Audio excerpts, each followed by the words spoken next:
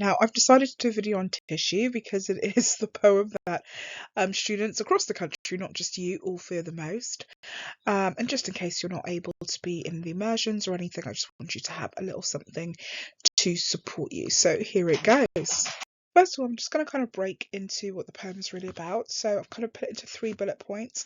There are more interpretations, but I just want to give you 3 solid interpretations to support you. So I've talked about it being about fragility and power of human structures. Remember, we're looking at the power and conflict cluster. So think about this idea of how we can link it to power and or conflict. And I've talked about fragility and power of human structures.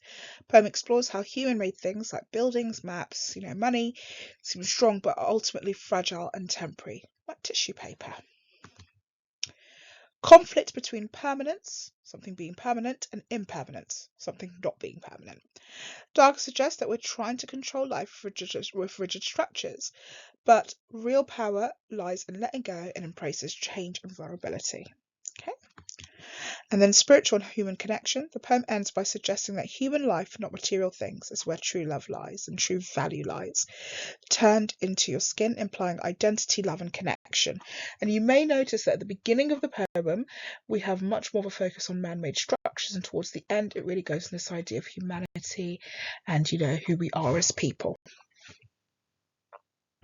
Style, you may just want to note that it's an impressionistic poem, and I wanted you to know that just because it's a poem that really uses lots of ideas of like the sensory and imagination and symbolism. It's very symbolically led. Okay, it's not it's not a poem where it's obvious. There's not a real narrative to the poem. Instead, I feel you could talk about the impressionistic kind of quality to the poem and what that does. Okay, we're going to quickly do structure of the poem. So free verse and enjambment reflect the fluidity, and the poem has, as we can tell, no regular scheme of metre. Frequent enjambment and sentences just flowing mirrors the central idea of freedom, fragility, and movement, like tissue paper and the transient nature of life. So that's how you can link the free verse and enjambment to that. You can then talk about the quatrains broken by a single line stanza. Most of the poem is written in kind of somewhat regular stanzas, actually, of 4 lines, the quatrains, but this is disrupted by the final single line stanza, turned into your skin. This shift draws attention on the poem's climax, the connection between paper and human identity, and it emphasises its emotional and philosophical impact. So it really kind of draws us in right at the end. And you can talk about how the final line of the poem, kind of deviating from the quatrains, the 4-line stanza, really focuses on the kind of the insignificance and the central figure, central idea of the poem. Lack of punctuation enhances openness. The sparse use of punctuation gives the poem a flowing, almost meditative quality, reflects the poem's message that life should not be rigidly controlled and we should embrace uncertainty and impermanence. You can link that back to the big kind of idea that I gave you earlier as well, and notice how each time I say something, I'm linking it back towards.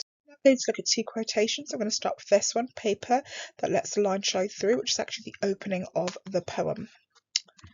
Right, I've spoken about the fact that it introduces a central metaphor in tissue, symbolising transparency, fragility, and spiritual insight.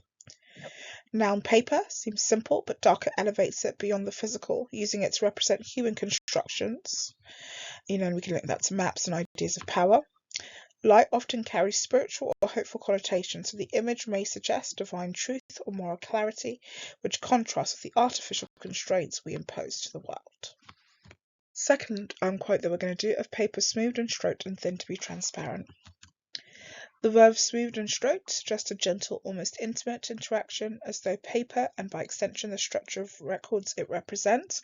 So we're looking at, when we're thinking of records, I'm thinking about passports, birth certificates, marriage certificates, death certificates, should be handled with care and respect.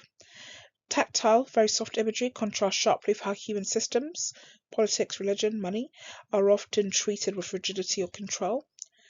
Thinned to be transparent further emphasise vulnerability as a strength, suggesting that true clarity or truth comes when things are pared back, made open and honest.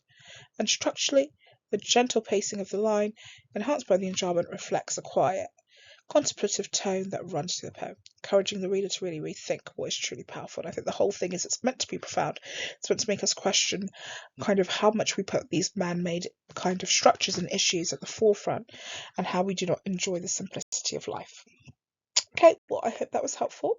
Very quick video for you, but let's get it. And that was for tissue. Have a good